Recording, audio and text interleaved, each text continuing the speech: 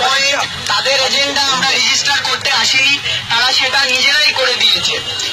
তাদের মুখে আমরা শুনলাম যে গোর্খাল্যান্ডের যে আন্দোলন সেটা স্বাধীনতার আগে থেকে চলছে।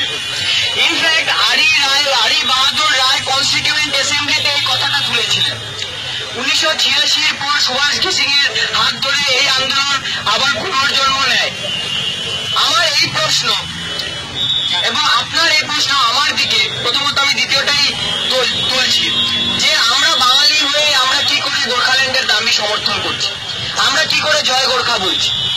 আমরা এই কারণে বলছি, যখন ব্রিটিশরা ভারতবর্ষে যখন অপারেশন করেছে, যখন অকুপেশন করেছে, তখন একদিকে তার একটা ন্যারেটিভ ছিল, একদিকে তার অকুপেশনের একটা লজিক ছিল, একটা যুক্তি ছিল, একটা তর্ক ছিল, এবং তার সাথে ছিল একটা কোয়ারশন।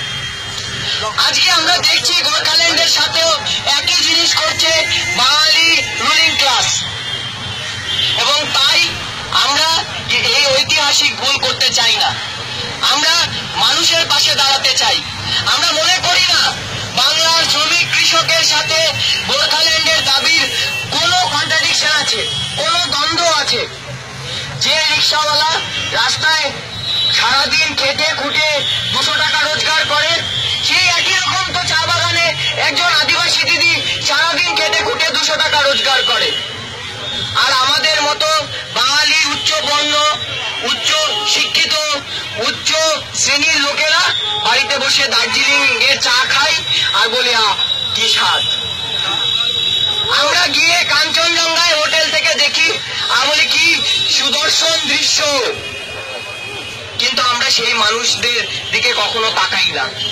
আজকে তারা যারা শহীদ হয়েছেন গোর্খাল্যান্ডে, তারা আমাদেরকে বাধ্য করছেন সেই দিকে তাকানোর জন্য, ডুয়ার্সের দিকে তাকানোর জন্য, আদিবাসীদের দিকে তাকানোর জন্য। এবং আমরা তাই এই সংগতির জায়গায় এসে আমরা এই প্রোগ্রামটা আয়োজন করেছি, এবং আমরা সত্যি খুবই আনন্দিত বোধ করছি যে তাদেরও পার্টিসিপেশন, এবং তারা একসাথে এসছেন, তাদের বক্তব্য রেখেছেন, তারা গান বাজনা করেছেন।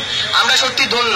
আমরা আশা করি এখানে যে খেটে খাওয়া মানুষ যারা দাঁড়িয়ে শুনেছেন, তারা এই বার্তাটা নিশ্চয়ই পেয়ে গেছেন যে মিডিয়া যা দেখাচ্ছে, মমতা ব্যানার্জি সরকার যা বলছে, বা আগে সিপিএম এর সরকার যা বলেছে, সেটার সাথে সাধারণ মানুষের কোনো দ্বন্দ্ব নেই।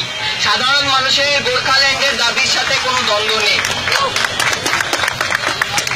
আমি একটা শেষ কথা, সেটা ইংরেজিতে কোন একজন লোক স্প্যানিশে লিখেছিলেন, সেটা আমি ইংরেজিতে বলে আমি শেষ করে দেব। ওনার নাম হচ্ছে হোসে মার্টি। উনি বলেছিলেন, it is better to die on feet than to live on needs. আমরা প্রয়োজনে তাদের সাথে একই সাথে আমরা মরতে প্রয়োজন, আমরা নিহত হতে রাজি আছি, কিন্তু আমরা হাঁটু গেড়ে আমরা আর বসবো না।